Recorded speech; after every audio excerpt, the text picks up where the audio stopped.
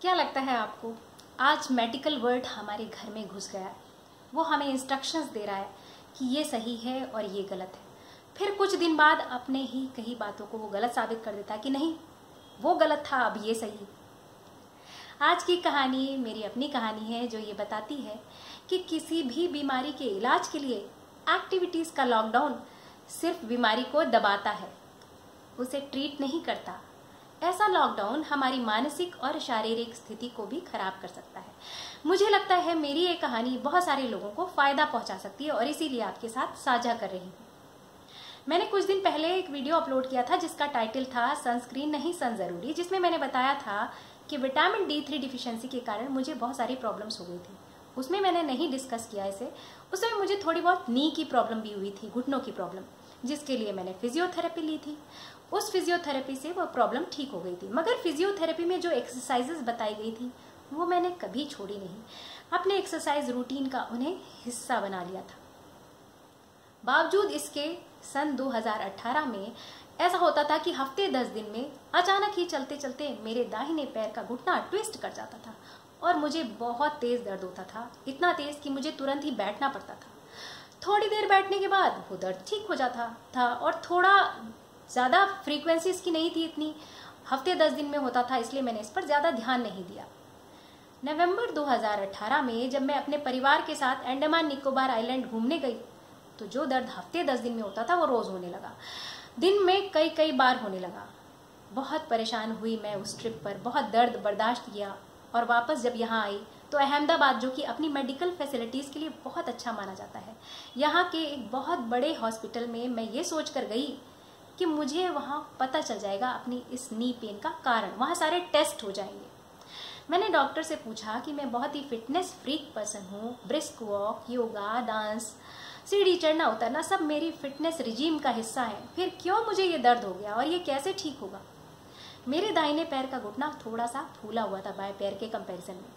Doctor ने उसे हाथ तक नहीं लगाया, मेरी तरफ ध्यान से देखा और कहा, अभी तो आपकी उम्र नी ट्रांसप्लांट के लिए काफ़ी कम है। मैं ऐसा करता हूँ, ये कुछ दवाइयाँ लिख दे रहा हूँ, आप हफ्ते भर के लिए ले लीजिए, आपका दर्द ठीक हो जाएगा। और ये डांस करना, सीढ़ी चढ़ना उतरना, ब्रिस्क वॉक करना आपको बंद करना पड़ेगा। आप आराम से वॉक कर सकती हैं और योगा में भी वही एक्सरसाइज कर सकती हैं जो कि आपके नी पर प्रेशर न डाले। मैंने डॉक्टर से पूछा, मुझे ये सब कब तक बंद रखना पड़ेगा। डॉक्टर ने कहा, ये आपको बार बार हो सकता है, इसलिए कुछ कह नहीं सकते। खैर, मैंने डॉक्टर की बात मानी।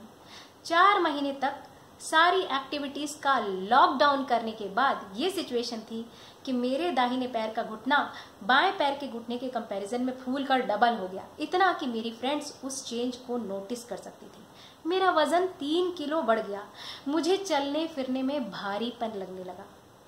अब मैंने अपनी उस प्रॉब्लम को जो ट्विस्टिंग से शुरू हुई थी उसको गूगल सर्च में डाला और जानने की कोशिश की कि ये क्यों होती है और इसका क्या इलाज है। उससे मुझे पता चला कि ये मसल्स की वीकनेस के कारण हो सकती है और ये आर्थराइटिस की शुरुआत भी हो सकती है। और इसके लिए जो उपाय दिए थे वो मसल्स की स्ट्रेचिंग एक्सरसाइज थी और अपने मूवमेंट को मुझे बढ़ाना था। मैंने शुरुआत उन स्ट्रेचिंग एक्सरसाइजेस से की जो नी के लिए दी गई थी। दिन में 3 बार उन्हें करने के बाद मुझे बहुत अच्छा लगा। फिर मैंने अपनी वॉक की स्पीड भी बढ़ाई, सीढ़ी उतरना बंद कर दिया क्योंकि उतरने में मुझे लगता था कि जर्क लगता है। सीढ़ी चढ़ना भी फिर से शुरू किया। कुछ महीने तक ऐसा करने के बाद मई सन 2019 में मैंने रनिंग शूज़ खरीदे। मेरे पास सुबह ज़्यादा टाइम नहीं होता है, इसलिए अपनी ही बिल्डिंग के चारों तरफ धीरे धीरे जॉग करके मैंने एक राउंड लगाना शुरू किया। जब मैंने शुरुआत की तो मुझे बहुत दर्द होता था, बहुत परेशानी होती थी, मगर मैंने पढ़ा था कि ये दर्द, ये परेशानी जो होती है, ये आपकी परेशानी को कम करेगी। और यकीन मानिए उसको करने के बाद मुझे बहुत अच्छा फील होता था। धीरे धीरे मैंने अपनी स्पीड भी बढ़ाई और अपनी डिस्टेंस को भी बढ़ाया और आज मैं 1 किलोमीटर रोज़ दौड़ती हूँ और अपनी सारी एक्टिविटीज़ जो मैं पहले करती थी वो भी करती हूँ। सीढ़ी भी 8 फ्लोर रोज़ चढ़ कर आती हूँ और मैं पूरी तरह से ठीक हूँ, मुझे कोई प्रॉब्लम नहीं। मेरा जो घुटना फूल कर डबल हो गया था वो अब बराबर हो गया, दोनों घुटने इक्वेलेंट हो गए। तो ये कहानी ये बताती है कि जो पेन कभी कभी होते हैं, चाहे वो माइग्रेन हो, पेट का दर्द हो, कमर का दर्द हो, कंधे का दर्द हो, ये कभी कभी होने वाले पेन्स का कोई ना कोई रीज़न ज़रूर होता है। हमें सर्च आउट करना चाहिए, ये प्राकृतिक तरीके से ठीक हो सकते हैं। तो ये कहानी ये भी बताती है कि अगर आप किसी दर्द के लिए डॉक्टर के पास जाएंगे तो डॉक्टर का तो काम है दवा देना। जितनी भी एलोपैथिक दवाएं पेन किलर्स होती हैं ये सप्रेसिव होती हैं, ये पेन को सप्रेस करती हैं। इनका एक इफेक्ट होता है तो 4 साइड इफेक्ट भी होते हैं। आपका शरीर है, आपका स्वास्थ्य है, पहले इसे जान लीजिए, समझ लीजिए कि कारण क्या है आपकी परेशानी का, उसके बाद डॉक्टर के पास जाइए। तो उम्मीद है मेरी ये कहानी आपके लिए लाभकारी रही होगी। दोस्तों, अगर आपको मेरी ये बातें, मेरी ये कहानियाँ अच्छी लगती हों तो प्लीज़ मेरे YouTube channel Sonia Agrawal storyteller को सब्सक्राइब ज़रूर करिएगा। और अगर ये वीडियो पसंद आया हो तो इसे लाइक और शेयर ज़रूर करिएगा।